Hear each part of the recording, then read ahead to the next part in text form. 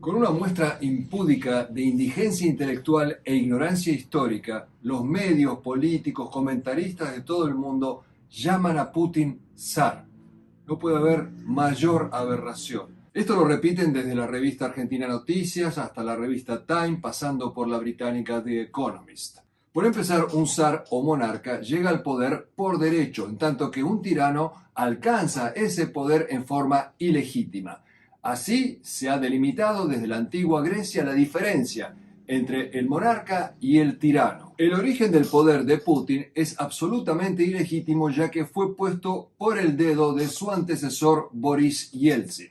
Y se mantuvo en el poder por espacio de 22 años con elecciones amañadas y también con asesinatos y encarcelamiento de opositores. En tanto que la dinastía Romanov, o Romanov sería correcto decirlo, fue elegida en 1613 por una asamblea popular y gobernó hasta 1917, cuando ocurrió la revolución bolchevique, absolutamente ilegítima, por supuesto. Pero hay muchas y muy abismales diferencias entre lo que es un zar y lo que es Putin. Putin es un cobarde que está escondido en este momento en un búnker muchos metros bajo el terreno, mientras hace a sus tropas masacrar a Ucrania, bien seguro en su lugar.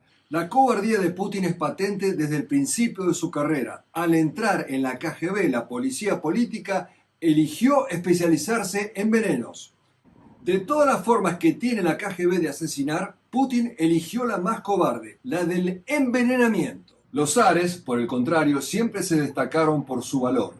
Pedro I, en la lucha contra los suecos, recibió un balazo en su silla de montar y otro que le atravesó el sombrero. Alejandro I, en la batalla de Austerlitz contra Napoleón, cuando sus tropas se replegaban, trató de detenerlas diciéndoles: «Yo corro el mismo peligro que ustedes». Cuando Alejandro I volvió de París triunfador, el gran poeta Pushkin, el llamado Shakespeare ruso, le dedicó unos versos donde hablaba del agradecimiento y la admiración hacia el valiente zar. En la Primera Guerra Mundial, el zar Nicolás II, a diferencia de Putin, siempre aparecía en la primera línea del frente para darle ánimo a las tropas. Y sin ir al campo bélico, tomemos por ejemplo la vacunación. Cuando se hizo la antivariólica por primera vez en Rusia y todo el mundo tenía miedo de inocularse, la emperatriz Catalina II lo hizo personalmente, puso el cuerpo. Putin, por el contrario, hizo vacunar contra el coronavirus primero a sus propias hijas. En el reino de Nicolás II existía un parlamento, la Duma, donde había representados 16 partidos políticos, muchos de los cuales atacaban permanentemente su política. Putin, en cambio, ahora domina una Duma que es una escribanía de su propio poder. Putin controla los medios editoriales y los medios de prensa a tal punto que no hay libertad de expresión en Rusia. Por el contrario, en la Rusia del zar Nicolás II, la primera edición, después de Alemania, del Capital de Carlos Marx se realizó en el Imperio Ruso.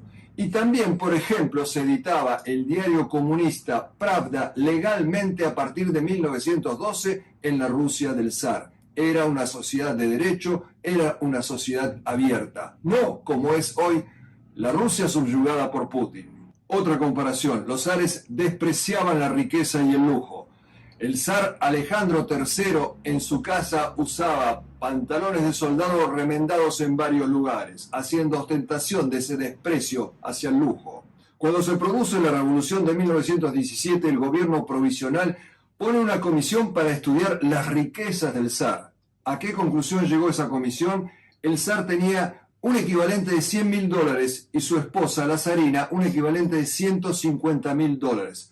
Toda su fortuna. Comparemos con Putin, que es considerado el hombre más rico del planeta. $200.000 millones se estima que es su fortuna escondida y robada al pueblo ruso. Y aquellos que denuncian su fortuna la pasan muy mal, al punto, por ejemplo, de ser asesinados, como lo fue el político Boris Nemtsov, quien escribió un dossier sobre la riqueza de Putin. Los zares eran piadosos, creyentes, practicantes.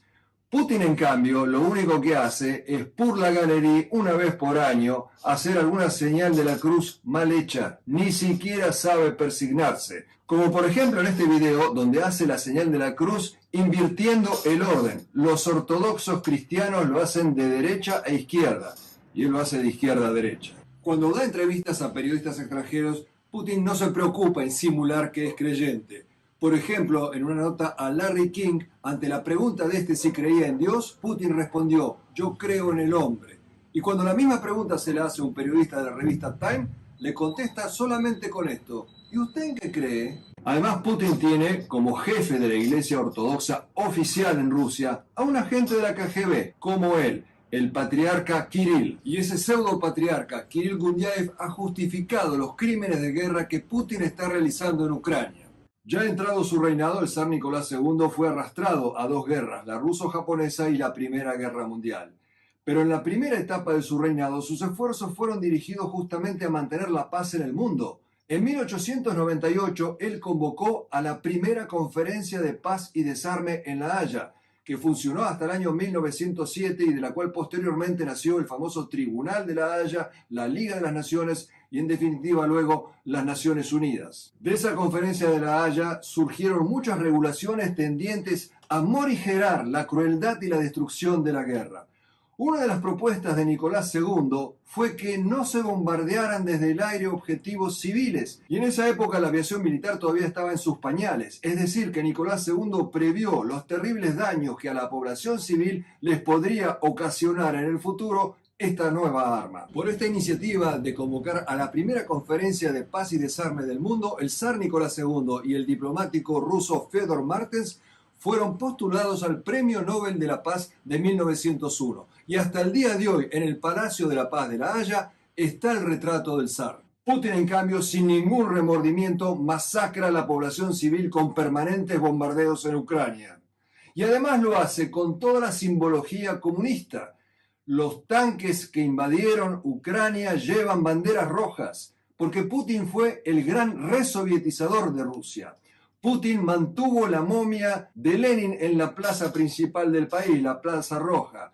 Putin devolvió justamente la bandera roja al ejército ruso. Putin devolvió la hoz y el martillo a los aviones civiles comerciales rusos. Putin restableció el culto a la personalidad del más grande asesino de la historia de la humanidad, José Stalin. No había semana que pasara en Rusia sin que se levantara un nuevo monumento a este asesino serial. ¿Por qué? Porque en él se inspira Putin. Algunos tratan de trazar un paralelo entre el expansionismo de los zares y el de los soviéticos, Putin incluido, que tiene una mentalidad soviética, nada más alejado de la realidad. Cuando Alejandro I derrota a Napoleón y entran los cosacos y hacen abrevar sus caballos en el río Sena, luego el zar ruso se retira sin anexar 1 kilómetro cuadrado de territorio. Los colonos rusos se habían expandido a América del Norte, habían colonizado Alaska, habían bajado hasta California. Aún hoy, en California hay un fuerte ruso, Fort Ross, señal de la dominación que los rusos tenían sobre este continente.